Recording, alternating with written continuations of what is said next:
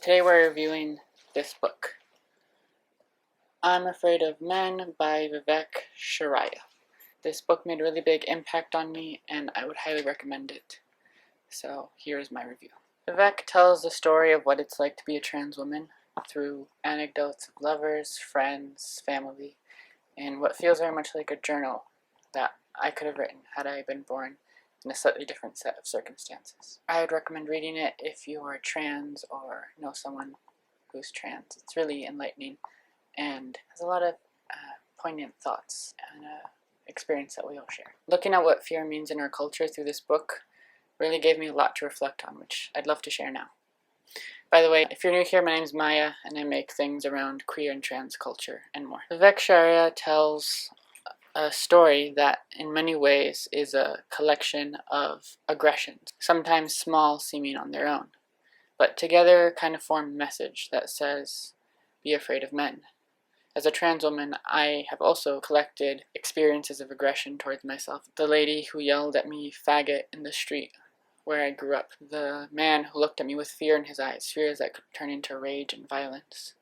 The catcaller who yelled at me in broken English, are you a man or a woman? Even before I took any hormones. Thankfully, my date protected me by yelling back. The man who touched my shoulder at the farmer's market and made me uncomfortable. The newfound fear I had when I was lost, wearing a summer dress at night, coming back from San Francisco with a dead phone.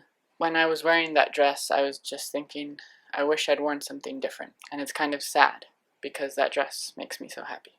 I made it home, but it didn't feel safe. Most of all, I remember the hateful, silent stares of just about everyone when I lived in Peru. All these things have made me see the world very differently since coming out as trans, and even coming out as non-binary. The world treats feminine people so differently than masculine ones. Now, if a man is walking behind me, I cross the street or stop and let him pass. There's a sort of undercurrent of something could go wrong all the time that I had never experienced before. As I collect these bad memories, I find myself repeating the book's title, I'm afraid of men, men are afraid of me.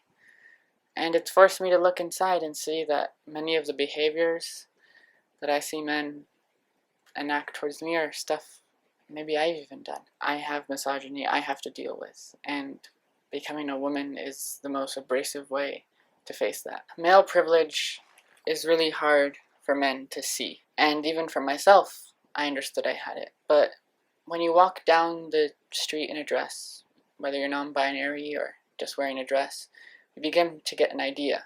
You get treated differently. And then when you pass, like I tend to when I go out, you get a whole different experience, because now men see you as a woman, so they treat you as a woman. And it's different, but it is still hateful, unfortunately. The more estrogen makes me look like a 25-year-old girl, the more I'm treated the way I know men treat women. And I don't want to be treated that way, because I know how horrible it is. Not only was I coming out as a woman, I am now, although skin tones are relative, brown woman, have features that aren't necessarily Caucasian. That makes a big difference. I also have a collection of memories of people calling me Pakistani, Indian, I've gotten a lot, Afghani, Italian. It seems like I'm looking around trying to collect the bingo cards. I'm queer, I'm trans, I'm a woman, I'm brown, and yeah, if you had the anxiety and depression, why not throw disabled in the mix. When people look closer, they may see a little bit of my stubble through the makeup. They may see my Adam's apple, and they may realize I'm not a woman. And then once again, I'm in danger in a different way. It's crazy, but this is what it's like walking down the street. And I'm one of the lucky ones. I live in California, one of the safest places to be a queer trans woman, and nothing really bad has happened to me. It's just a shift I notice when I'm no longer seen as a man. I am in a different class, and I have always been different. I was a shy artist. I was always the foreigner when I lived in Peru. I didn't take the SATs on principle that I couldn't be reduced to a number that would determine which college, that would determine the rest of my life.